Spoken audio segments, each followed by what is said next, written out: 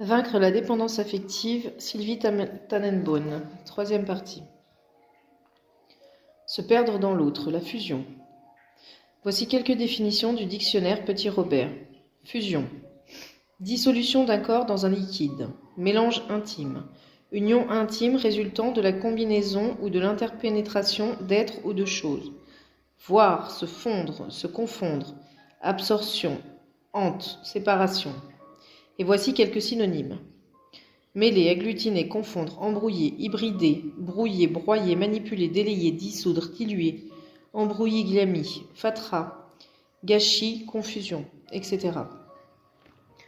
Je vous propose donc de créer quelques phrases en remplaçant le mot fusion par ceux proposés ci-dessus. Par exemple, au lieu de dire « je ne crois qu'en l'amour fusionnel », nous pourrions dire « je ne crois qu'en l'amour dissolution » ou « je ne crois qu'en l'amour fatras », etc. La fusion consiste à désirer se fondre, se dissoudre dans l'autre, et réciproquement. Car dans cette forme d'amour, ou plutôt d'illusion d'amour, le soi est extrêmement valorisé dans le regard de l'autre, comme aussi dans la passion où l'on n'adore que soi-même. C'est donc la meilleure façon de créer un tel embrouilligamie, une telle confusion, une telle dilution et un tel gâchis que sa propre existence est totalement et fondamentalement niée. Deux êtres en fusion sont réduits à une sorte de curieuse hybridation. Juliette, 32 ans, vient d'écrire une lettre d'amour à son compagnon qui en aime une autre. En voici quelques extraits. Je t'aime et je te déteste. J'ai envie d'être dans tes bras et j'ai envie de les arracher. Tu es l'homme qui me calme, m'apaise, me fait rire, me rend heureuse et tu es aussi l'homme qui me fait pleurer, qui me déchire le corps, qui me blesse et qui me fait perdre toute confiance. Rompre, te quitter, j'ai une peur bleue de le faire. Du jour au lendemain, j'ai compris que tu n'étais pas à moi, que tu ne le serais jamais. Mais quand je pleure, qui me console? Vers qui je peux me tourner? Tu n'es même pas capable de m'appeler pour savoir comment je vais. J'avais pourtant l'air assez mal, il me semble. Ça aurait été normal de prendre de mes nouvelles, je trouve. Tu en avais pour 5 minutes, c'est tout ce que je te demandais. Je ne sais pas si tu me trouves lourde, collante, pathétique, lamentable. Je ne sais pas. J'ai toujours peur de faire mal, peur de te perdre. Mon Dieu, mais te perdre, ça me fait exploser en larmes. C'est la pire chose qui pourrait m'arriver. Si je ne pouvais plus te revoir, jamais. Je sais, on est très différents, mais ça peut être notre force. Pour toi, je ferai n'importe quoi. Pour toi. Demande-moi n'importe quoi, je serai toujours là pour toi. Toujours. Je n'avais jamais aimé quelqu'un à ce point. Quand j'ai besoin de toi, quand j'ai un problème, quand j'ai besoin de te parler, est-ce que tu es là? Non. Tu te refermes. Tu arrives à voir tes potes, mais tu n'as pas le temps de m'écouter. Si tu m'aimais, tu prendrais soin de moi. Tu me laisses seule. Tu t'en fous de moi, de ce que je dis, de ce que je pense. Tu t'en fous ou tu as peur, donc tu t'éloignes au lieu de chercher à comprendre. Si tu tiens vraiment à moi, comme tu le dis, prouve-le et abrège mes souffrances. Tu me dois bien ça. Évidemment, le désir de ne faire qu'un avec l'autre est la conséquence à la fois de l'immaturité affective et de la terreur de l'isolement. Si je suis diluée dans l'autre, nous ne nous séparerons jamais. Le petit Robert le dit bien. Le contraire de la fusion est la séparation. Plus je me confonds avec l'autre, plus j'ai de la valeur. Plus je m'oublie et m'éloigne de moi jusqu'à ne plus du tout savoir qui je suis. Mais est-ce vraiment important? Non, car seul l'autre compte. Seuls comptent les autres qui satisfont mon immense et insatiable besoin d'affection. Elle est donc éminemment souhaitable, cette fusion. Elle repousse l'angoisse de la séparation. Elle permet de trouver une sécurité affective qui, de loin, pourrait ressembler à celle que l'enfant ressent en baignant dans le liquide amniotique avant la séparation à tout jamais d'avec sa mère. La naissance est d'ailleurs, rappelons-le, la première séparation, celle qui génère justement l'angoisse de séparation la plus archaïque. D'autant plus que cette toute première épreuve sera suivie de peu, en quelques mois, par l'angoisse de l'individuation, qui permet de devenir un individu séparé de sa mère, et plus tard autonome. Un être qui parle de lui en employant le « je », et non pas un vague « nous », où vont se dissoudre les individualités, les identités profondes. La fusion éradique l'isolement de façon radicale en supprimant toute conscience de soi, entraînant la perte du sens de soi. Est-ce vraiment si enthousiasmant qu'il faille y consacrer toute son énergie, tous ses efforts? Sans doute, puisque les dépendants affectifs pathologiques sont assez nombreux. Faut-il se désaimer très fort pour gâcher ainsi tant de potentialités, tant de ressources? Encore eût-il fallu croire en ces potentialités, en ces ressources. Mais n'y croyant pas, ces personnes acceptent joyeusement de se détourner d'elles-mêmes pour tenter de s'intégrer en l'autre, de l'intégrer en elles. pour ne faire qu'un et oublier sur l'autel du besoin, avide d'affection et de sécurité affective. L'amour romantique est l'une des meilleures représentations de la fusion, une de ses composantes étant la soif d'un absolu, où les amoureux se fondent l'un dans l'autre et disparaissent engloutis par leur désir de ne faire qu'un. En se perdant dans l'autre, elles ont l'assurance de mieux le servir, de mieux lui plaire, de mieux deviner ses désirs et ses envies, ses aspirations, et de confondre ses désirs, envies et aspirations avec les leurs. Elles se caméléonnent sur ses goûts et ses centres d'intérêt, sur sa religion, son idéologie, ses rythmes, ses préférences et ses rejets, jusqu'à ne plus se reconnaître elles-mêmes, oublier leurs sentiments et émotions fondamentaux, oublier leurs projets de vie, oublier ce qui est important en elles. À l'écoute et l'expression sincère et authentique de ce qu'elles sont, elles préfèrent la sécurité illusoire qu'offre apparemment la fusion. Ce choix leur est dicté par la terreur de la solitude. Il est à l'origine de nombreuses somatisations, l'épuisement en étant le premier. Malheureusement, s'étant ainsi approprié ce qui constitue l'autre ou les autres, s'étant à ce point aliénées à autrui, elles finissent par ne plus savoir quoi penser, que dire, que vouloir, que désirer.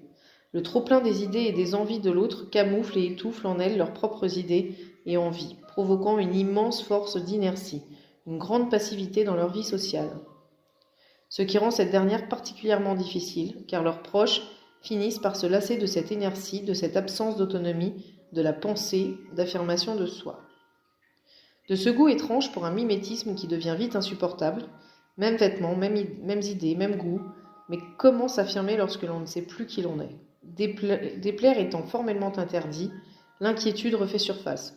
Il faut parfois une séparation. L'autre décide de mettre fin à la relation pour découvrir à quel point la dépendance à l'autre est vraiment pathologique. Tel un enfant abandonné, la personne qui se retrouve seule semble avoir perdu tout repère, car elle ne vivait qu'en fonction des désirs, réels ou supposés, de l'autre. Elle avait depuis bien longtemps renoncé à exprimer le moindre désir, la moindre envie personnelle. Il lui faut réapprendre à vivre. Lorsqu'un individu est très fusionnel, dans la dissolution de lui-même, il ne peut supporter un seul instant que l'autre, les autres avec qui il entretient un lien de ce type, montrent des velléités de prise de distance, ne serait-ce que pour se retrouver un peu seul avec lui-même, ce qui est pourtant hautement recommandable. Cet autre risque bien de subir des rechefs, des campagnes de culpabilisation, réitérées à chaque tentative d'isolement. Les dépendants affectifs pathologiques, la plupart du temps, le manipulent en se plaignant et en le mettant mal à l'aise par une multiplication de leçons de morale, qu'ils ne s'appliquent pas forcément. Ils ont la critique facile et ne la supportent pas venant de l'autre. Devenus persécuteurs, ils se sentent plus forts en les rabaissant.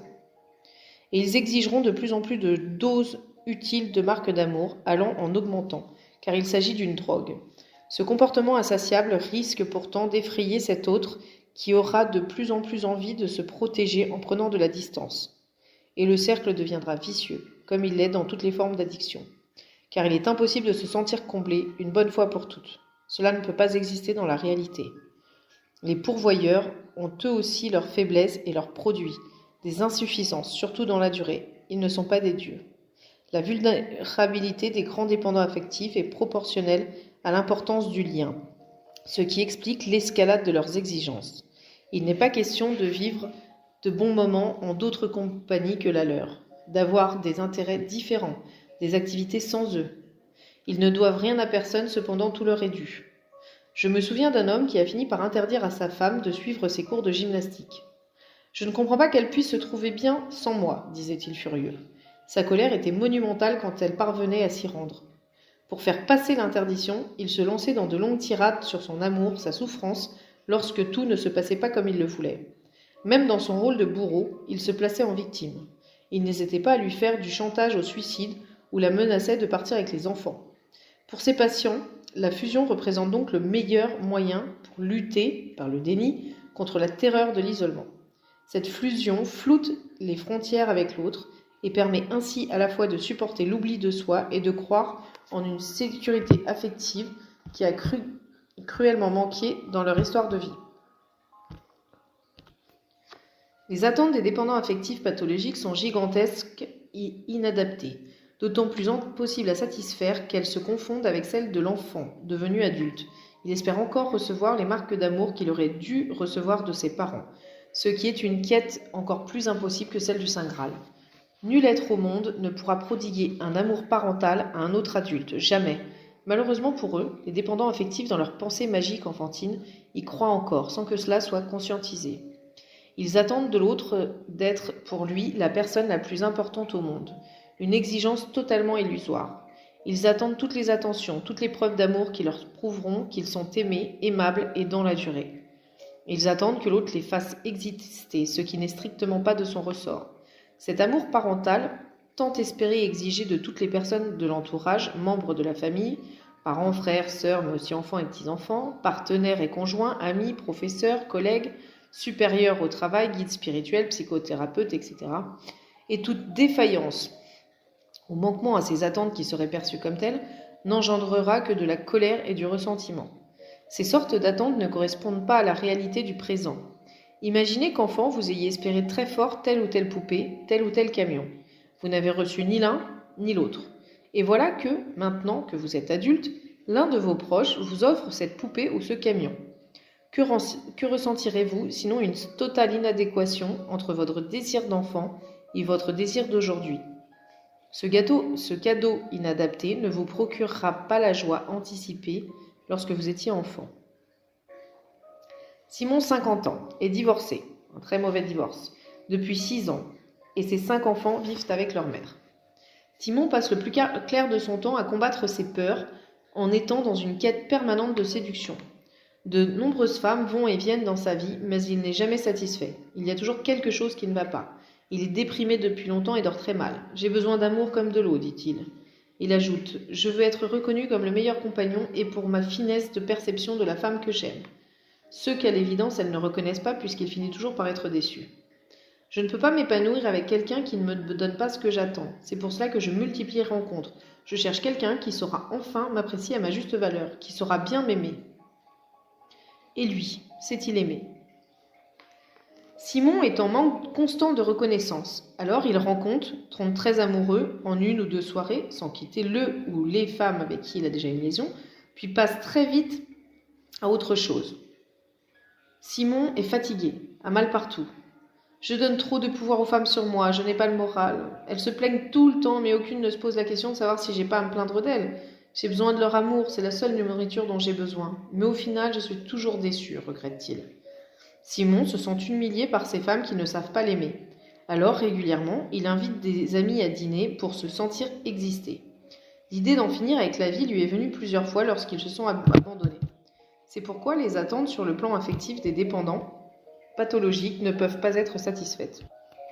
Elles ne sont en réalité que des pièges, tant pour celui qui espère ces marques d'amour que pour ceux qui en donnent. Elles seront toujours insuffisantes, quoi qu'ils fassent, car inadaptées à la réalité du présent. Frustration, désillusion, déception sont les seules conséquences de ces attentes impossibles à satisfaire. Elles demeurent fixées à un passé douloureux qui ne changera jamais. Le passé est ce qu'il est, restera pour toujours ce qu'il est.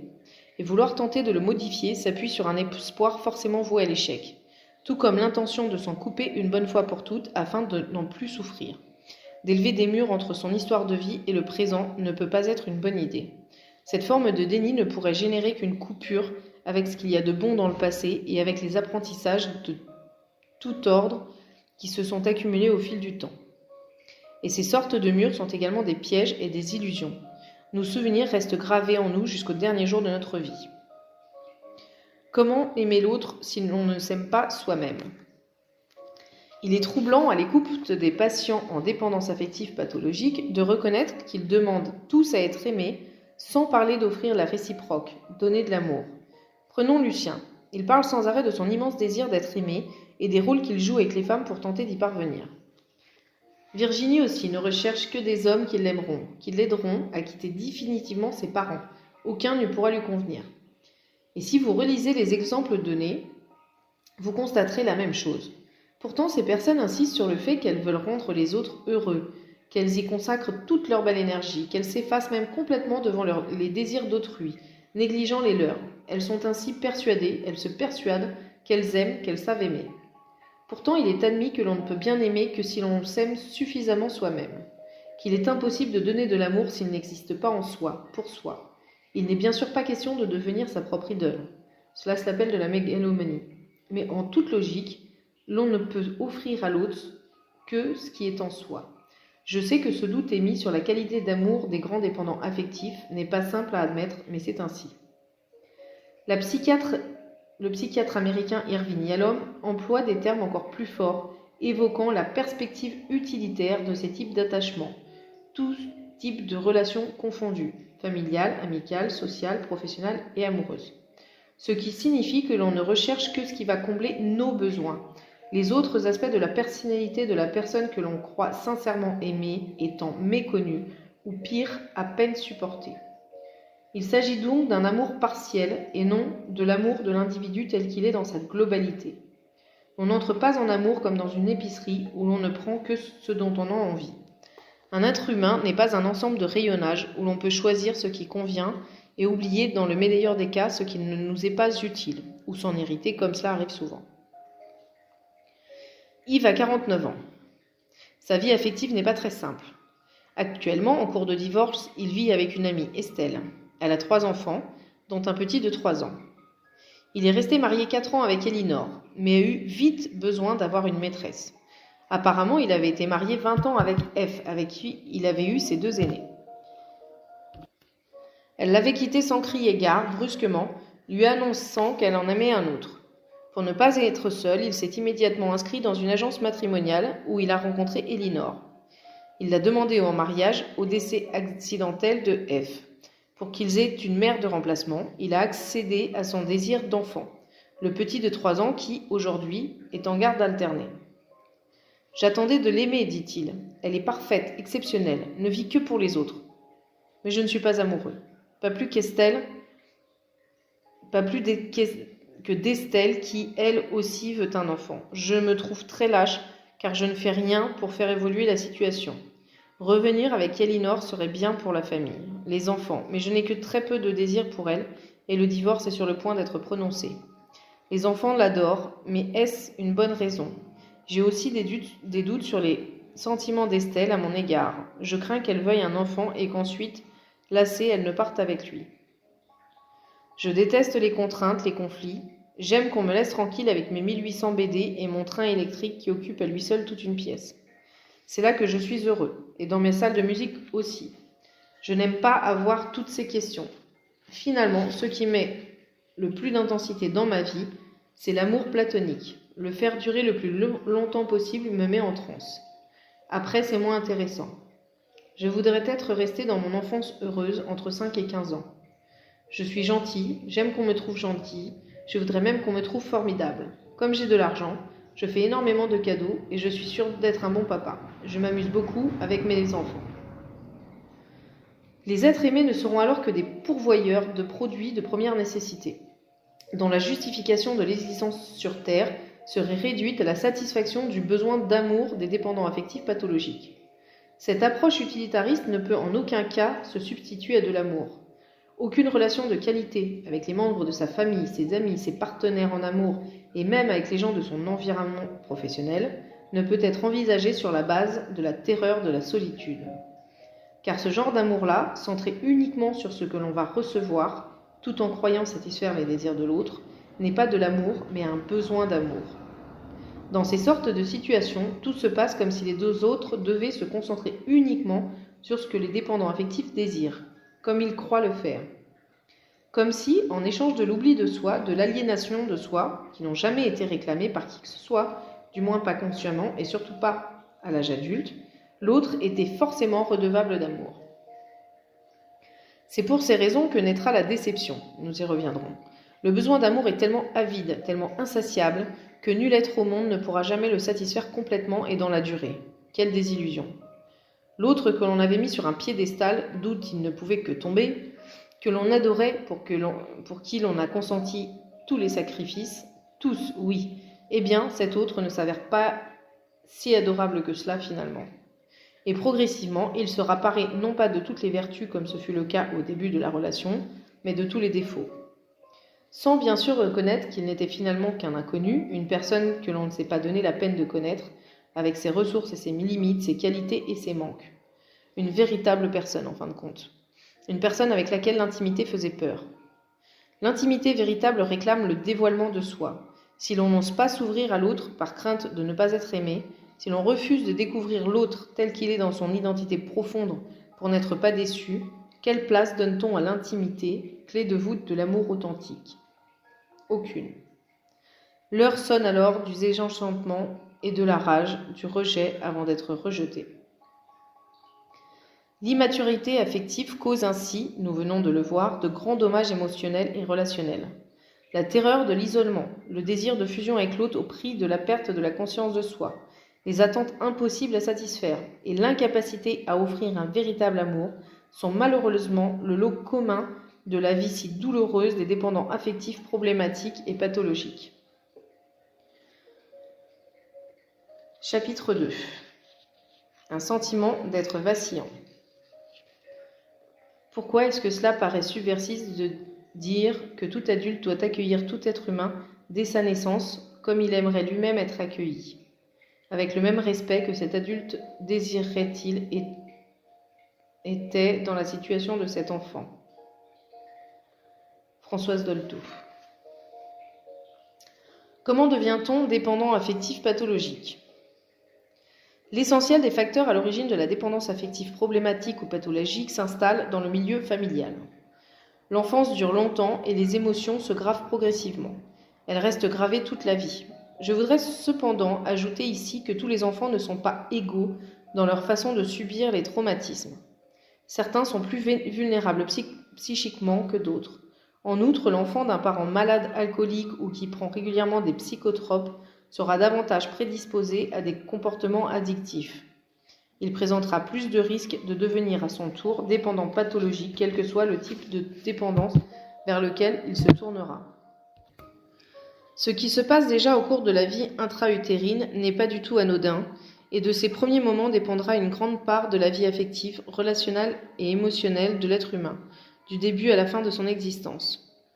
Pendant la grossesse, des liens profonds se créent, se développent et sont entretenus entre la mère et l'enfant. C'est la naissance d'un attachement extrêmement puissant, fondé sur un échange émotionnel de chaque instant. En effet, il serait absurde de croire que le psychisme ne se mette à fonctionner qu'au moment de la naissance. Pendant longtemps, très longtemps, l'homme de la rue comme les scientifiques pensaient que l'utérus n'était qu'une poche neutre et muette où pouvait se développer l'enfant, une sorte d'éprouvette géante, tout comme ils avaient la certitude que les bébés à naître ne relevaient que de la seule biologie. Ces croyances ont aujourd'hui heureusement disparu. Et l'on sait fort bien que ce qui se passe entre la mère et l'enfant, sans oublier le père, tout au long de la gestation, est fondamental. L'échange affectif existe bel et bien. L'enfant devine parfaitement bien sa mère, et il n'est pas jusqu'à la gestuelle de sa mère qui ne soit son inconscient mis en acte, ce qui lui permettra à son insu de formater celui de son enfant. Grâce à des informations biologiques et émotionnelles, la mère joue également un rôle extrêmement important dans la relation entre le père, dont elle est la traductrice, et l'enfant. Si elle a des relations affectives positives avec cet homme, l'enfant réagira aussi aux états internes, aux émotions du père. Si celui-ci ne se sent pas bien, s'il est stressé, fatigué, malade, la mère soucieuse transmet son inquiétude à l'enfant, qui devient plus agité et augmente de façon significative le nombre de ses mouvements et de ses changements de posture. Au cours de la grossesse, la communication avec l'enfant n'existe que sur un mode émotionnel. Il s'agit d'un langage fondé uniquement sur les émotions. Durant cette période, il appartient à la mère de désigner le père à l'enfant. Les mères n'ont pas toujours conscience de l'importance de cette présentation qui conditionne, pour toujours, le rôle du père. Pour la bonne raison qu'elles ignorent que si le développement de l'embryon est plus dévolu au gène maternel, le développement des annexes, le placenta qui trie les nutriments en les séparant des toxiques que la mère aurait pu déverser dans son enfant au point de le tuer, qui assure l'approvisionnement des nutritionnels de l'embryon, est plus dévolu au gène paternel. Cette découverte biologique chamboule totalement les données scientifiques jusqu'alors en vigueur. Elle confère au père un rôle essentiel dans la survie même de l'enfant en gestation, alors que l'on a toujours cru que seule la mère en était responsable. Si cette présentation par la mère, elle dont l'influence est fondamentale sur les futures interactions entre l'enfant et son père, n'a pas lieu, ce dernier éprouvera bien des difficultés à assumer sa fonction. Les mères n'ont pas toujours conscience de l'importance de ce choix qui détermine le rôle du père. Quand la grossesse est bien passée physiquement et psychologiquement et affectivement, quand l'enfant est un émerveillement souhaité, les parents sont fiers et heureux de cet événement tant attendu. Le père bouleversé, qui aura dans les meilleurs cas participé à la naissance en le mettant au monde lui-même ou en aidant la mère, entoure la jeune maman et l'enfant avec tendresse, étonnement et amour. Ses parents vont dès les premières secondes installer les toutes premières interactions d'amour avec le bébé. Gestes enveloppants spontanés, paroles douces, regards de ravissement. Le nouveau-né se familiarise avec leur odeur et réciproquement. Pourtant, le premier jour de la vie terrestre est marqué par une séparation. La première séparation que vit un être humain. C'est à ce moment que peut s'installer l'angoisse de séparation, équivalente à une angoisse de mort. À la naissance, l'enfant est brutalement transplanté dans un monde nouveau, exilé de la matrice maternelle.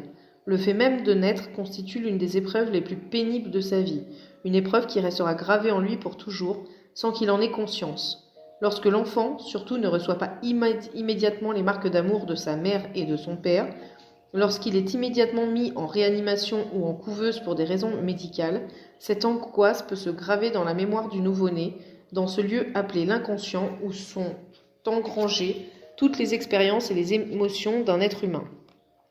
Cette angoisse risque d'être réactivée plus tard à chaque séparation, décès, déménagement, rupture d'amitié ou d'amour. Selon que la mère attend avec plus ou moins d'impatience le moment où elle nourrit son nouveau-né, au sein ou au biberon, qu'elle aime plus ou moins ce geste et ce contact avec son enfant, la qualité de l'attachement et du sentiment de sécurité qu'il procure sera variable. Si les parents sont heureux, le bébé sera rassuré. Toutes leurs émotions agréables ou douloureuses sont ressenties par le nouveau-né. Et lorsque la naissance n'est pas un heureux événement, l'enfant ne peut pas s'en défendre. On a déjà vu des nouveau-nés âgés de quelques heures ou même moins qui se cabrent lorsque leur mère les prend dans les bras. Il apparaît alors que les liens d'attachement tissés pendant la grossesse n'ont pas été suffisamment sécurisants. Les nouveau-nés ont la capacité de comprendre s'ils sont ou non les bienvenus. Et malheureusement, ils ont été en mesure de remarquer les signes conscients ou inconscients d'aversion ou d'impatience de leur mère. Leur volonté de vivre s'en est trouvée brisée. Nous savons tous qu'une grossesse n'est pas toujours désirée, qu'elle ne se déroule pas toujours sous les meilleurs auspices et personne n'est à blâmer. On sait aussi que l'instinct maternel n'existe pas, qu'il s'agisse de la mère ou du père. Il convient de parler de fonction parentale. La fonction maternelle consiste à veiller aux besoins de son enfant et à les satisfaire en étant une good enough mother, c'est-à-dire une mère ordinaire normalement dévouée. Dans le meilleur des cas, elle est habitée par la préoccupation maternelle primaire, c'est-à-dire la symbiose totale avec son enfant. À ce stade, il n'existe encore aucune frontière entre la mère et le bébé. C'est la fusion totale et indispensable pour l'enfant. La mère sait, ressent les sensations et la plupart des émotions de son bébé. Elle somatise bien souvent en même temps que lui. Cette symbiose est ce que recherchent toute leur vie les dépendants affectifs pathologiques. Ils ne la trouvent jamais, évidemment. La mère ne doit pas pour autant outrepasser les limites de sa fonction en tissant autour de l'enfant un utérus virtuel certes, mais extensible à l'infini, qui reviendrait à le garder indéfiniment en elle.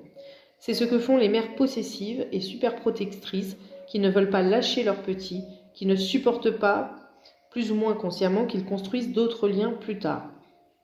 Quand le temps de la préoccupation maternelle primaire s'achève, ce temps de la fusion qui permet de bâtir le socle sur lequel l'enfant pourra construire son self en toute confiance, sûr alors de son omnipotence. Il appartient à la mère d'accepter que son enfant fasse l'apprentissage de la frustration. Sinon, il aura du mal à devenir plus tard autonome. Grâce aux frustrations ressenties, il pourra quitter très progressivement au fil des années la totale dépendance. L'indépendance de l'enfant, dont la mère est en grande partie responsable, se construit sur sa capacité à supporter la frustration. La fonction paternelle est d'assumer ses droits sur l'enfant qui, grâce à lui aussi, a pu se développer dans le ventre de sa mère. Elle consiste à veiller à ce que celui-ci n'accapare pas son petit et ne limite pas sa propre vie à son rôle de mère. Autrement dit, le père est là pour lui rappeler qu'elle est une femme et que sa féminité n'a surtout pas à s'effacer devant la maternité. Trop nombreuses sont les mères qui abandonnent leur vie de femme, obsédées par leur désir de combler leur enfant et seulement lui, elles-mêmes se trouvant apparemment totalement comblées par leur maternité. Combien de fois n'ai-je pas entendu des pères se plaignant de leur épouse ou compagne qui refusait de reprendre leur place de femme auprès d'eux. Depuis la naissance de notre fille, elle dort dans sa chambre et se refuse à moi. J'ai l'impression de n'avoir été qu'un étalon, car depuis qu'elle est mère, ma femme s'est détournée de la sexualité. Si les pères souffrent de cette situation qui déséquilibre totalement la vie de couple, fondée sur la sexualité, les enfants n'en souffrent pas moins. Le retour à la féminité de la mère, initiée et aidée par le père, est d'autant plus important qu'il fait comprendre à l'enfant qu'elle est sa mère, certes, mais aussi l'épouse ou la compagne de son père, ce qui va aussi dans le sens du nécessaire apprentissage de la frustration. Le sentiment de sécurité dans la petite enfance. Le nourrisson et un peu plus tard le bébé constituent les meilleures représentations de la dépendance. Il faudra plusieurs années pour progressivement amener l'enfant à se séparer afin, plus tard, qu'il puisse devenir un adulte autonome. Cette individuation est très lente chez le petit de l'homme. De nombreux spécialistes confirment aujourd'hui que c'est la qualité des relations entre les parents et l'enfant qui va aider à vivre cette séparation de façon épanouissante, la dépendance s'amenuisant au fil des années. C'est aussi la qualité de ces relations qui va déterminer le mode d'attachement entre l'enfant et ses parents. En effet, celui-ci sera plus ou moins sécurisant pour l'enfant selon les expériences qu'il vit en cette période dite archaïque. Si elles sont globalement bonnes, c'est-à-dire si le petit enfant est rassuré sur son importance, il se sent protégé et au centre de l'attention de ses parents. La séparation sera facilitée, tout comme son développement physique et son aptitude aux relations sociales. Dans le cas contraire, le jeune enfant se sentira insécure et malheureusement pour lui, il ne pourra s'appuyer que sur un attachement non sécurisant pour construire le sentiment de sa valeur personnelle. Il souffrira de carences affectives. Selon le docteur Suzanne Renaud, professeure à l'Université de Montréal, la dépendance pourrait être définie par le rapport d'une personne tributaire à une autre avec un attachement lié à l'insécurité. Cette personne va donc rechercher toute sa vie durant quelqu'un qui va la rassurer et lui apporter une sécurité qui lui a manqué dans ses premières années de vie. L'amour inconditionnel des parents est essentiel pour que l'enfant accepte de quitter progressivement la dépendance afin d'acquérir la maturité affective d'un adulte. Sinon, il risque bien d'entrer dans une dépendance affective pathologique. Les devoirs des parents vis-à-vis de leurs enfants sont de leur apporter ce dont ils auront besoin pour affronter leur vie adulte, et les aider et de les soutenir, et bien sûr de les éduquer de telle façon qu'ils auront un jour l'envie et les possibilités de voler de leurs propres ailes. Sans l'assurance de cet amour inconditionnel, l'adulte comme l'enfant ne connaîtra pas la sécurité affective et sa vie relationnelle sera minée par la peur de n'être pas aimé, peur fondée sur la croyance qu'il n'est pas digne d'amour, croyance qui génère la honte de soi, le sentiment d'être seul, la culpabilité, la soumission aux désirs des autres, parfois même la compromission qui entraîne à la fois la rage contre les autres et contre soi.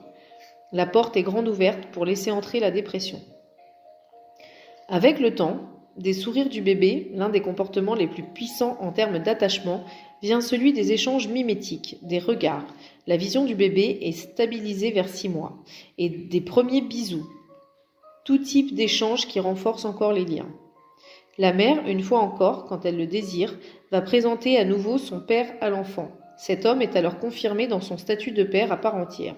C'est ainsi que les échanges émotionnels positifs entre le bébé et ses parents contribuent à mettre en place le socle sur lequel pourra se développer son narcissisme. Ceci, j'insiste, quand la mère accepte ce rapprochement, pourtant fondamental, entre le père et l'enfant, ne veut pas garder celui-ci pour elle, ce qui arrive aussi. L'enfant a besoin de la protection de sa mère et de son père. Il est très regrettable que trop d'adultes déplorent un père absent, non géographiquement, mais absent de ses devoirs de père. Cette absence de la naissance à la fin de l'adolescence est souvent vécue comme une marque d'indifférence à leur égard, ce qui peut entraîner de réels problèmes psycho-affectifs. Et l'on ne peut que regretter l'exil du père sur son strapontin éjectable et l'invitation à être une mère bis ou tout au plus un père Joseph. La dépendance de l'enfant est normale car c'est peu à peu durant de longues années que va se développer son autonomie. Dès la prime enfance, les enfants se posent inconsciemment des questions. Est-ce que je suis aimé ? Est-ce que je serai toujours aimé ? Va-t-on prendre suffisamment soin de moi? Toutes questions qui rendront l'attachement plus ou moins sécurisant, car l'enfant sait, sans en avoir une conscience claire, que sa vie dépend de sa mère ou de la personne qui tient ce rôle, des adultes qui prennent soin de lui. Lucien avait 2 ans lorsque sa mère a quitté son père. Elle se remariait 2 fois et son dernier époux la frappait. Je m'efforçais de rester dans mon monde, explique Lucien. Albert Memmi décrit très bien l'enfant qui demande à son univers imaginaire refuge, défense et compensation contre sa faiblesse et ses peurs. Comme elle a très souvent déménagé, le petit Lucien n'a pas revu son père avant d'avoir 10 ans. Il a manqué de modèle masculin, à la fois guide et protecteur. Il avait 8 ans quand sa mère a fait une tentative de suicide après s'être trop alcoolisée. Elle était devenue malade alcoolique. Sa rencontre à l'encontre de ce second beau-père n'a fait que croître, à tel point que vers 14 ans, il se disait « ou je me suicide ou je le tue ». Comme il n'y avait pas de solution, il s'est de plus en plus renfermé sur lui-même. À l'école, il était qualifié de bizarre par les autres, à qui il ne parlait pas. Quand sa mère et son mari se battaient, il devenait amorphe, avec plein de brouillard dans sa tête. Enfant et adolescent, il ne pensait qu'à une chose. Prouver que j'avais de la valeur à tout le monde, y compris moi-même. En faisant tout bien, je voulais être parfait. Pour survivre, il fallait que je passe à travers mes émotions. La peur d'abord, puis la colère et la tristesse. Je me souviens, j'avais 8 ou 9 ans, ma mère sortait le soir pour boire et je crevais de peur à cause du monstre qui était sous mon lit. Une nuit, elle m'a réveillée pour me montrer ses 2 poignets ouverts. Quand j'étais adolescent, j'étais tellement triste de la voir se pourrir la vie. Nous comprenons mieux sa peur du jugement des autres et pourquoi aujourd'hui il dit « Je ne comprends pas comment on peut aimer ses parents. En général, ils font Il a le sentiment de s'être fait tout seul, ce qui est naturel, son père et sa mère ne l'ayant en rien aidé à affronter le monde et les autres. Enfant seul, livré à lui-même, traité de con par son 2e beau-père, les adultes l'ont poussé à ne vivre que dans son imaginaire, ce qui ne lui attirait que des moqueries. Adolescent, il écrivait des vers, on riait de lui, et il se sent toujours maladroit avec les femmes, comme au temps de ses premiers amours, quand il écrivait des lettres d'amour dont on se moquait. Il est très ambivalent. Si les femmes l'attirent, il en a peur. Surtout, ses sentiments pour sa mère sont très ambivalents. Il lui en veut et il est triste pour elle, comme tout naturellement vis-à-vis des femmes qu'il a besoin de rendre heureuses et pour qui il éprouve de la colère, comme le petit garçon qui ne savait pas quoi faire pour extirper sa mère du malheur. Les parents de Catherine se disputaient, allaient jusqu'à se frapper presque constamment. Je ne savais jamais en rentrant de l'école ce que j'allais trouver à la maison. Sa mère me menaçait régulièrement d'aller se noyer, tandis que son père n'avait que ses résultats scolaires en tête. J'avais peur de jouer car il ne fallait pas rire. Sinon, on me traitait de faux-folle. Personne ne m'encourageait. Quand j'avais de bonnes notes, on me disait que c'était normal, et quand je ratais un devoir, on me frappait. Ma mère m'a toujours dit qu'elle ne voulait pas être enceinte de moi. Elle n'avait pas fini ses études et elle n'avait surtout pas envie d'avoir un bébé. Ses parents insistaient toujours sur le fait qu'ils faisaient de gros sacrifices financiers pour qu'elle suive des études. Ce qui est faux. Ils gagnaient très bien leur vie. Le pire, c'était la peur. J'avais peur de ma mère, de ses hurlements et de ses claques. J'avais peur de la violence verbale et physique de mon père. Un jour, il m'a jeté contre le mur. Aujourd'hui, je crois que j'ai encore peur des hommes. Les exemples d'enfance difficiles sont tellement nombreux qu'un livre entier n'y suffirait pas. Lorsqu'une mère trop occupée par d'autres enfants, son travail ou quoi que ce soit d'autre, ou indisponible, malade ou épuisée, ne consacre pas suffisamment de temps à son enfant, il est aisé de comprendre qu'elle est dans l'impossibilité de le mettre au centre de son attention. Elle n'est pas suffisamment rassurante. Comme les pères absents, qui même lorsqu'ils sont présents ne virilisent pas suffisamment leurs garçons, Guy Corneau, dans son excellent ouvrage « Père manquant, fils manqué », décrit très finement tout ce que les carences en échange affectif et émotionnel entre le père et son fils peuvent entraîner comme dommage dans le psychisme de l'enfant. Le manque d'attention de la mère est vécu comme de l'indifférence par l'enfant, même nourrisson, situation très dommageable pour la construction du narcissisme, car la mère est LA référence de l'enfant. Il est aimable si elle le trouve aimable, c'est-à-dire digne d'être aimé, ce que les dépendants affectifs pathologiques recherchent désespérément dans leur vie d'adulte. Les mères peu attentives, voire inattentives à leur enfant, et déjà au nourrisson, ne lui permettent pas de développer le sentiment de sa propre puissance personnelle. Tout à l'inverse, il mettra en place une croyance selon laquelle, se sentant incompétent, il ne sert à rien d'agir. Et il y a pire, les mères qui utilisent leurs enfants pour se rassurer sur leur estime de soi. Sois parfait et que soit exactement comme je le veux. Persuadées d'être omnipotentes et trop sûres d'elles quant à la façon d'élever leurs enfants, elles maintiennent celui-ci dans une dépendance liée à son sentiment d'impuissance. Ce faisant, elles lui transmettent implicitement un message du genre: ton rôle est de me valoriser, tu dois me rendre fier de moi et me rester soumis. À l'inverse, lorsque la mère est surprotectrice, elle ne facilite pas non plus la construction de son autonomie. Contrairement à ce que l'on pourrait croire, la surprotection n'est pas du tout rassurante. Tout faire à la place de son enfant va empêcher ce dernier d'acquérir, les années passant, une confiance en lui nécessaire pour avoir envie de quitter la confortable mais dommageable dépendance. Il ne sera pas en mesure d'affronter les réalités, parfois difficiles, de la vie adulte. Si l'on peut reconnaître que l'intention était bonne, le résultat est que cet enfant supportera très difficilement la frustration, ne la connaissant pas ou pas suffisamment. Il en est devenu incapable, et une fois lancé dans le monde, il se sentira perdu, il n'a aucun repère. Tout comme le fait d'anticiper ses désirs n'est surtout pas une bonne idée. L'enfant manquera d'espace pour exprimer ceux qui lui sont propres. Ces mères superprotectrices se conduisent en sauveurs, croyant toujours savoir ce dont l'enfant a envie, ce qui sera le mieux pour lui. Ce qu'on m'évitait dans ma jeunesse, ce n'était pas la souffrance ou le malheur, c'était les problèmes, et par conséquent la capacité d'affronter les problèmes, écrivait F. Zorn. Elles vont même parfois jusqu'à l'empêcher de penser et répondre à sa place lorsqu'on pose une question. Je me souviens d'une patiente qui était venue me présenter son jeune fils de 2 ans. Elle m'a dit « Je m'appelle Arthur et j'ai 2 ans ».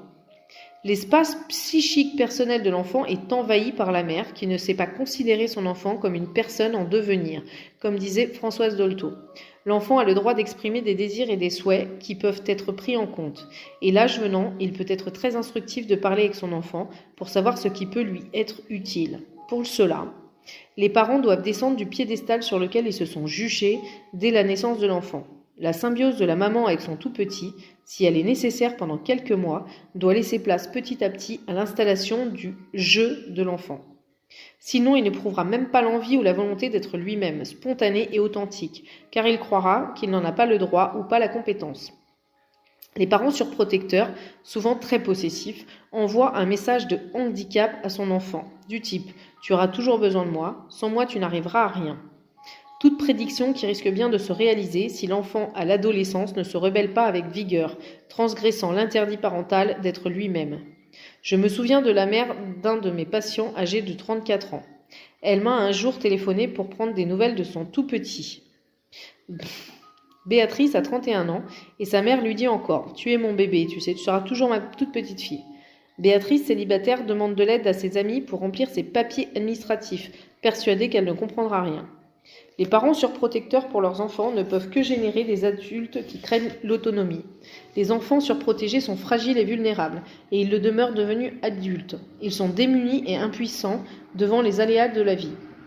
Quand l'enfant n'est pas autorisé dans un cadre protecteur à découvrir le monde, les autres, à faire des expériences par lui-même, il devient un moi-tu et non un moi-je.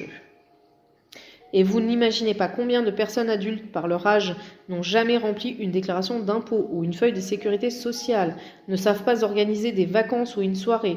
Elles se reposent sur leurs parents, leurs amis ou leurs partenaires. Il me vient en mémoire l'exemple de cette mère qui, supportant très mal que sa fille de 32 ans vive désormais en couple, lui a écrit une lettre lui disant « C'est de nous, ton père et moi, que tu as besoin. Nous seuls pouvons te guider dans ta vie. » Le désir de surprotéger son enfant est souvent le symptôme d'une angoisse de la mère qui, pour se rassurer elle-même et remonter le niveau de son estime de soi, plutôt défaillante, entoure son enfant, sur qui elle projette ses peurs, l'entoure tellement qu'elle l'enferme dans une cage, devenant alors son geôlier, devenant ainsi tyrannique. Une longue séparation du nouveau-né et de sa mère peut aussi générer un terrain propice à l'installation d'une trop grande dépendance affective.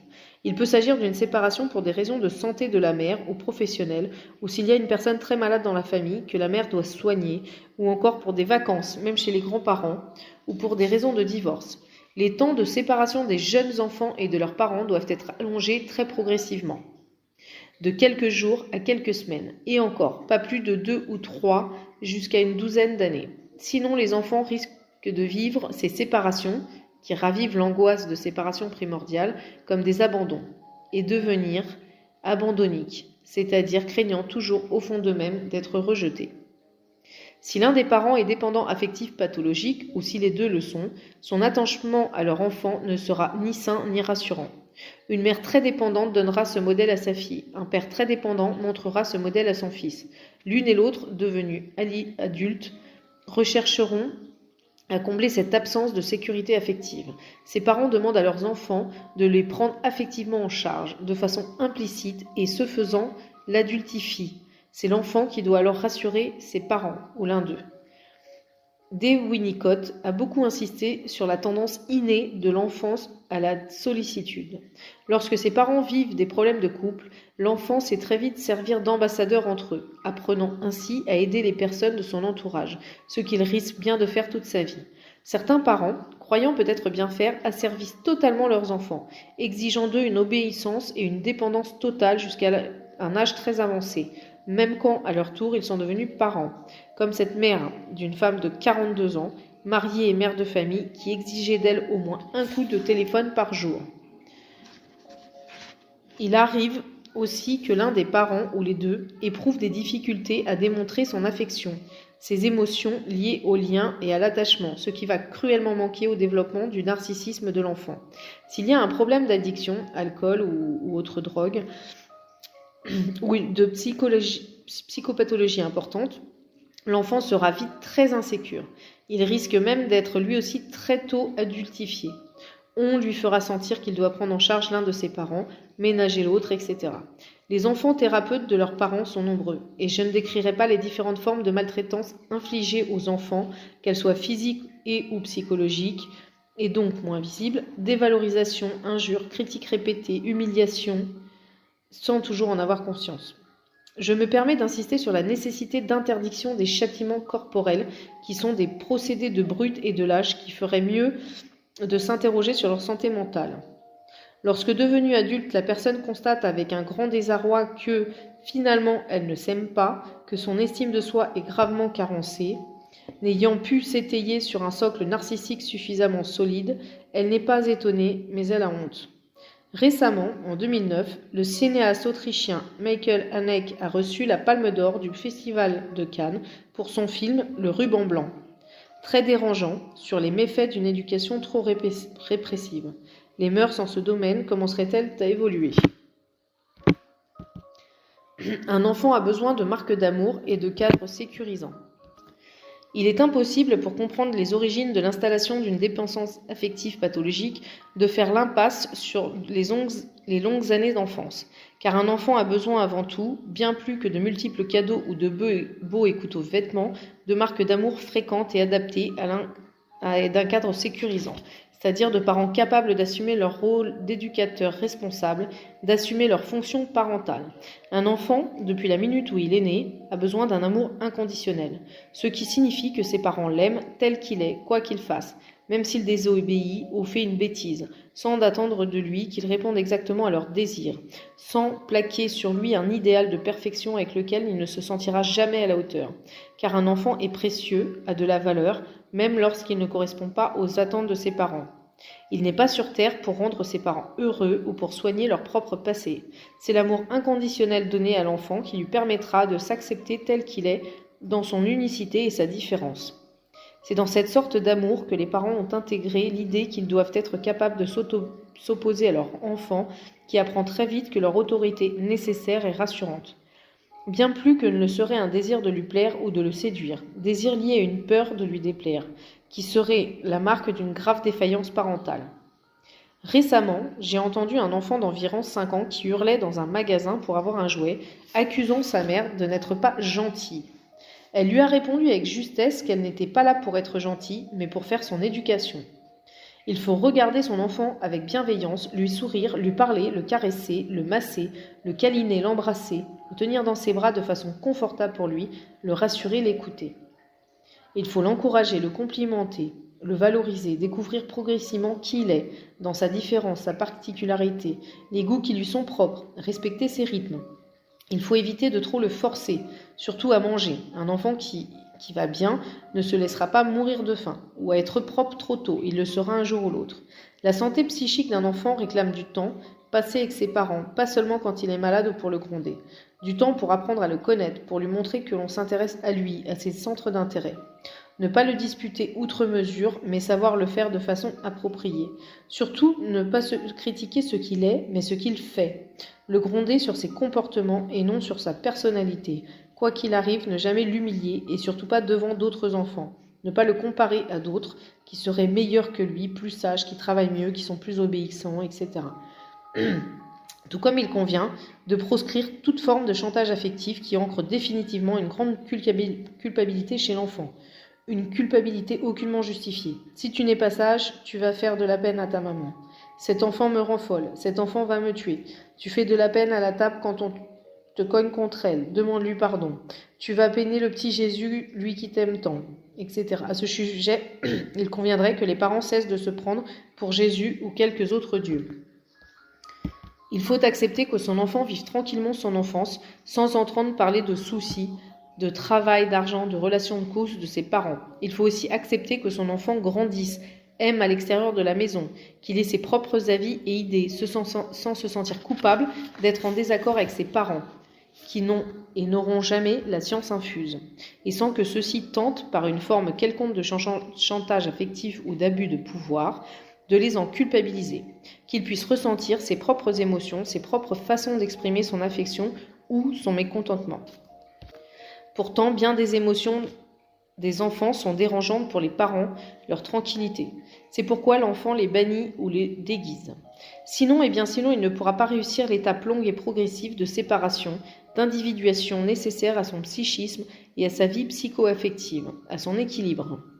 Ses besoins d'amour si légitimes ne seront pas satisfaits et il cherchera toute sa vie à les combler en vain. Il deviendra un dépendant affectif pathologique dont les carences affectives et émotionnelles resteront vivaces en lui sans même qu'il en ait conscience. Alors il adoptera des comportements décrits dans la première partie de ce livre, aliénant ainsi sa véritable personnalité et surtout en étant malheureux. Lorsqu'une mère dépressive ou un père, elle n'est pas capable d'apporter la sécurité à son enfant étant elle-même trop insécure. Comment pourrait-elle valoriser l'enfant, l'aider à développer sa confiance en lui, son estime de soi, l'encourager? Avec une mère dépressive et qui plus est quand le père est trop occupé ou indisponible, le socle narcissique indispensable à la construction de l'autonomie ne peut pas être édifié. Quant aux mères souffrant du syndrome de la mère morte, elles sont dans la totale impossibilité d'apporter autre chose à leur enfant que des soins d'intendance. Toilette, habillage et nourriture. Tous actes accomplis machinalement, sans qu'il n'y ait aucun affect, aucun câlin, aucune caresse, aucun bisou, aucune parole. De la même façon, une mère anxieuse n'est pas un état d'être rassurant pour son enfant. Ne se sentant pas elle-même en sécurité, elle ne peut pas le sécuriser. Qui ne connaît des parents, car les pères aussi peuvent être anxieux, qui ont présenté à leurs enfants un monde dangereux, peuplé d'embûches, rempli de gens dont il faut se méfier, ou des parents qui ont empêché leurs enfants d'apprendre à faire du vélo, ou tout autre engin, possiblement mortel. Ou encore des parents ne sachant pas très bien ce qu'ils doivent faire si leur enfant pleure, ou se fait mal, ou a de la fièvre, et qui paniquant ainsi leurs petits. Et je ne parle pas des parents qui ont des phobies handicapantes, comme la nosophobie, la phobie des maladies. J'ai eu une patiente qui en souffrait. Elle a vécu comme un véritable cauchemar tous les cris de sa fille depuis sa naissance, puis ses accès de fièvre, ses diarrhées, ses refus de manger, ses maladies infantiles. Quant au père, relativement incompétent pour tout ce qui touchait aux soins à donner à un bébé puis à un enfant, il n'a guère pu rassurer leur petite fille. Je rappelle ici que les enfants, même très petits, même s'ils ne mettent pas de mots sur ce qu'ils perçoivent, captent parfaitement bien les émotions de leurs parents, parfois mieux que ces derniers, et comprennent très bien à leur façon les situations. Françoise Dolto disait que les enfants et les chiens savent tout avant les adultes. Il existe donc bon nombre de facteurs qui peuvent entraîner une prédisposition à la dépendance affective pathologique, un tissage difficile ou problématique des liens in utero, l'impossibilité de dépasser l'angoisse de séparation de la naissance, une séparation qui interrompt un moment les marques d'attachement, un manque d'attention des parents et surtout de la mère ou au contraire une surprotection parentale ou des dysfonctionnements familiaux. Albert Memmi pense que toutes les dépendances seraient des relais de la dépendance infantile. Le petit de l'homme est particulièrement avide de soins et d'attention, et l'adulte ne se débarrassera jamais complètement de cette exigence inquiète, comme si sa survie en était toujours tributaire. J'ajouterais que les intensités sont très variables d'une personne à l'autre, selon que l'on est dans une dépendance saine ou pathologique. Les méthodes éducatives évoluent, fort heureusement, au cours des siècles, mais les grandes vertus enseignées aux enfants restent globalement les mêmes. Si tout est respectable et importante à inculquer dès la petite enfance, il existe cependant des détournements de certaines d'entre elles qui sont très efficaces pour installer une dépendance affective pathologique. L'égoïsme a très mauvaise presse. C'est même un très vilain défaut, dit-on aux enfants, car il faut toujours être bien gentil avec sa maman et son papa, ses frères et sœurs, ses petits camarades, les gens en général. Certes, il est plus facile de vivre en bonne entente, en famille, à l'école et ailleurs, mais les dangers d'un tel martelage sont bien réels. Qu'est-ce qu'un enfant gentil, c'est-à-dire pas égoïste ? Dans la bouche des parents et des éducateurs, il s'agit d'un enfant soumis, qui dit oui à tout et d'humeur égale, joue bien sagement, bien gentiment, ne se dispute pas avec les membres de sa fratrie, obéit au doigt et à l'œil à ses parents d'abord, mais aussi à ses éducateurs, professeurs des écoles, puis au collège, autorités religieuses, etc. Cherche à faire plaisir, à contenter les uns et les autres. Un enfant bien gentil est ainsi assimilé à une sorte de potiche sur laquelle se répand un visage, sur les lèvres un sourire, et les yeux sont fermés. Car l'enfant ne doit surtout pas communiquer ce qu'il ressent. Il doit manger tout ce qu'on lui donne, même s'il n'a pas faim ou s'il n'aime pas ce qu'on lui donne, quand ses parents le décident. Il n'a pas le droit de dire qu'il n'aime pas les épinards, sinon il devra en manger tous les jours. Il ne doit pas exprimer ses préférences, ni demander avec insistance quelque chose pour lui. À force de ravaler ses envies, il finira par les refouler, inconsciemment. Plus tard, quand il sera adulte, il ne saura pas ce qui peut lui faire plaisir. Il ne connaîtra pas ses désirs, s'attachera à satisfaire ceux des autres. Quelques définitions. L'égoïsme, selon le petit Robert, est la disposition à ne parler que de soi, à rapporter tout à soi.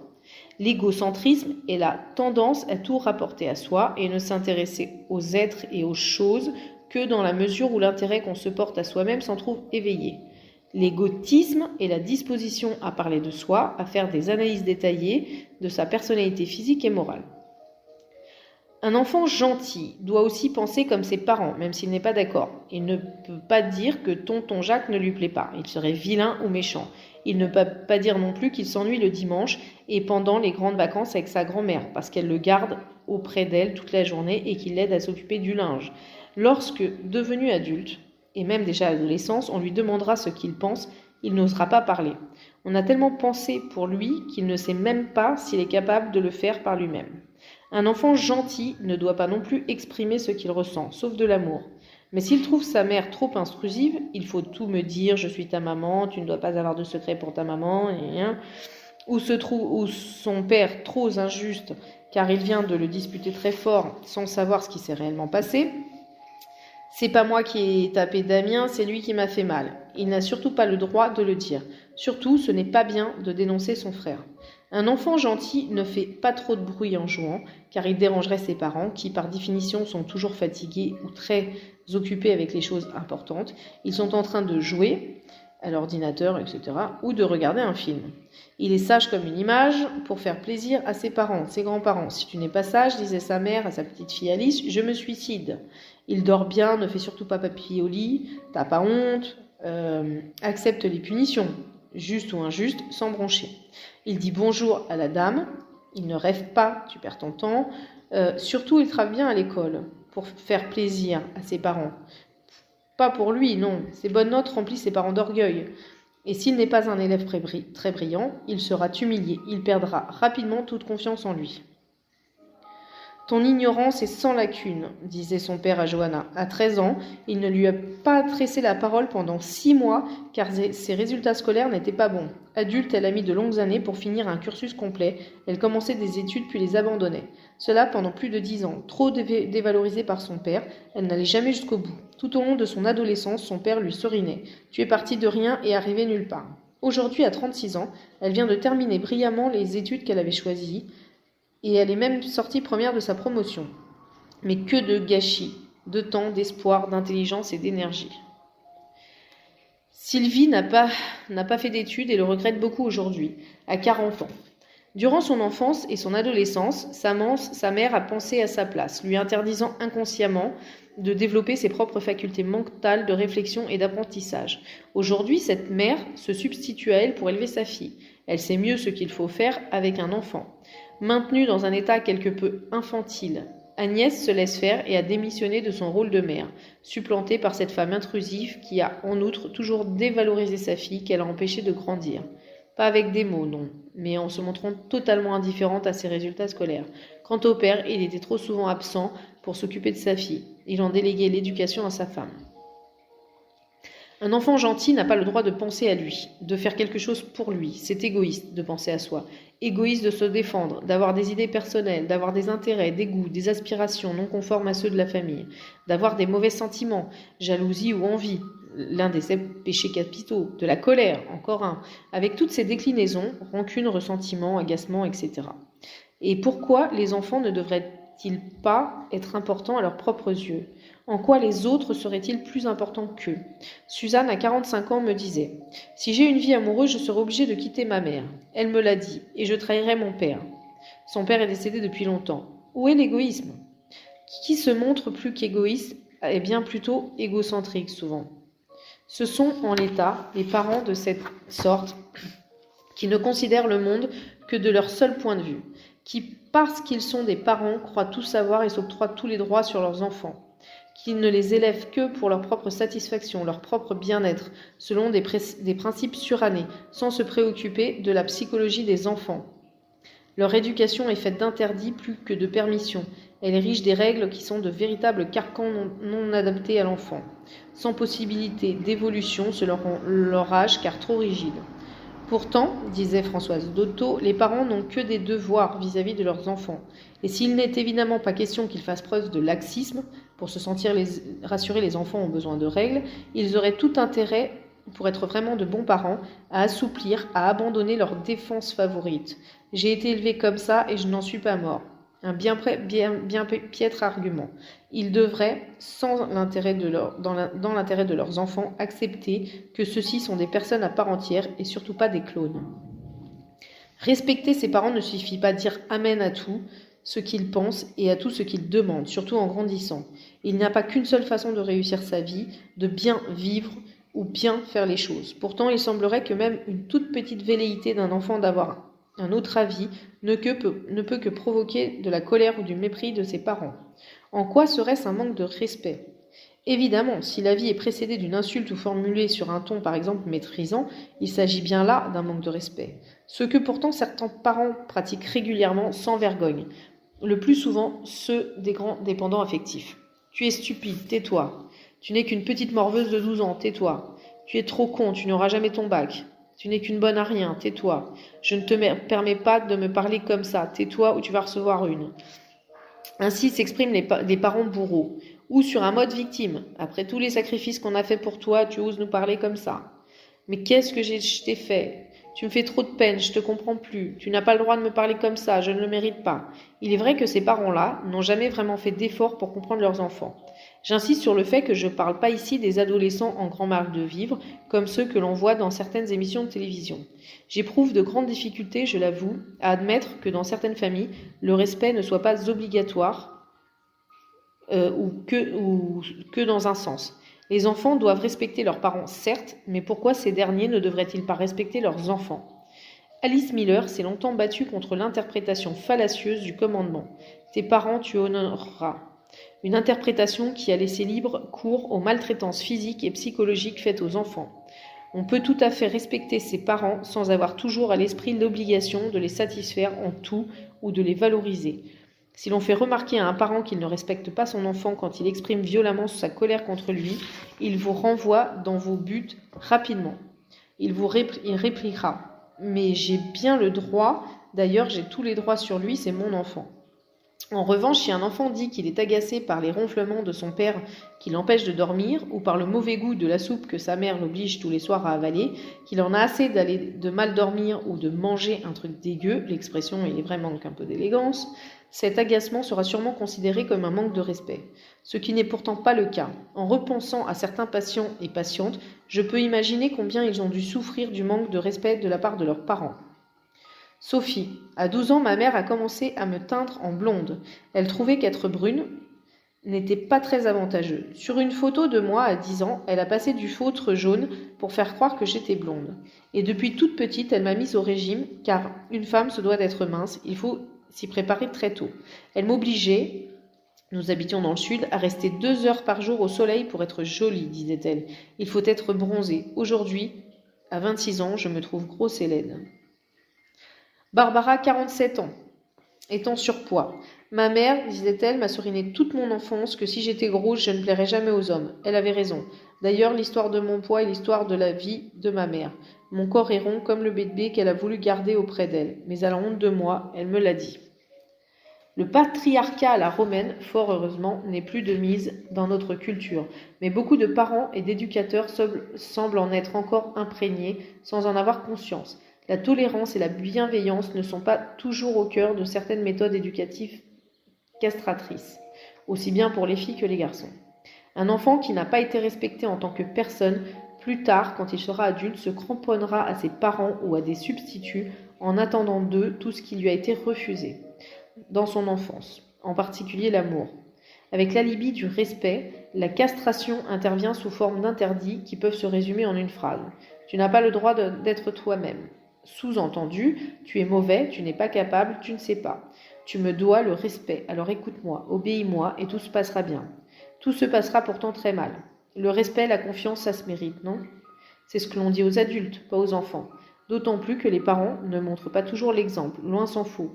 Leurs cris, leur impuissance évidente, leurs insultes, leurs critiques blessantes adressées à leurs enfants sont-elles des marques de respect, sans même parler d'amour ? Autorisent-elles la confiance en soi, l'estime de soi ? L'intrusion, pratiquée surtout par les mères dans les affaires des enfants, courrier, journal intime, téléphone, serait-elle devenue une marque de respect ? Inspire-t-elle la confiance ?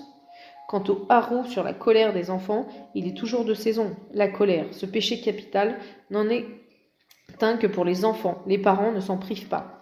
Les adultes non plus, en général. Sur les plus faibles, sur qui leur autorité est reconnue comme légitime. Éducateurs, supérieurs hiérarchiques, conseillers spirituels et les parents bien sûr. Ils ont le droit d'exprimer leur colère, du plus petit désaccord jusqu'à la rage.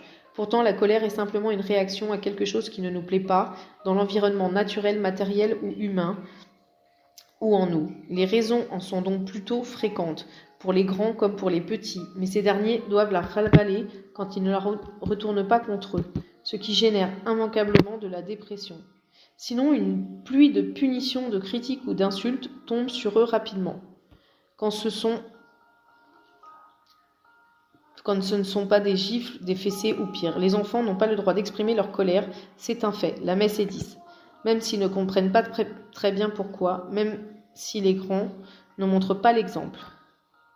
Les parents toxiques se révélaient incompétents dans bien des domaines, et en outre, ils ne peuvent transmettre à leurs enfants un quelconque art d'aimer, et surtout pas soi-même. Chez ces derniers, toute forme de lien ne peut provoquer que de la peur. L'amour fait mal, qu'on le donne ou qu'on le reçoive. Car pas un moment au cours de leur enfance, ces enfants ne peuvent imaginer que leurs parents ne les aiment pas. Les parents mal aimants et ou ne sachant pas reconnaître les marques d'amour qu'ils reçoivent de leurs petits distillent en eux la crainte de l'amour. Il existe différentes sortes de parents toxiques et leur toxicité est d'intensité variable, selon qu'ils se montrent trop faibles et incapables d'assumer leurs responsabilités, ne donnant à leurs enfants aucun modèle acceptable d'adultes suffisamment indépendants et matures, ou qu'ils se montrent, comme la plupart du temps, trop anxieux. Ils ne préparent pas leurs enfants à affronter le monde des adultes. Ils peuvent aussi les adulifier, leur demandant trop vite de se prendre en charge eux-mêmes ou de les prendre en charge. Ce faisant, ils les privent de leur enfance. Je pense à Gaëlle, 25 ans, qui a vécu seule avec sa mère depuis l'âge de 4 ans. Elle n'avait pas 10 ans quand cette mère lui a confié la responsabilité des courses à faire pour la semaine. À peine 12 quand elle lui a confié la gestion des comptes et des factures à payer. Surtout, ses parents ignorent, ou veulent ignorer, les besoins de leurs enfants. Besoins qui rapidement ne seront plus exprimés ni même à force ressentis. En particulier les besoins affectifs. Car il leur est, à l'inverse, demandé de satisfaire les besoins du ou des parents et ceux de la fratrie. Le chantage affectif est à l'honneur dans ce type de famille, où il peut par exemple exister des problèmes d'alcoolisme ou de dysfonctionnements familiaux qui instaurent l'instabilité, l'insécurité, l'imprévisibilité, des comportements arbitraires, la confusion et des mauvais traitements physiques, mentaux, émotionnels, sexuels, l'abandon ou la négligence.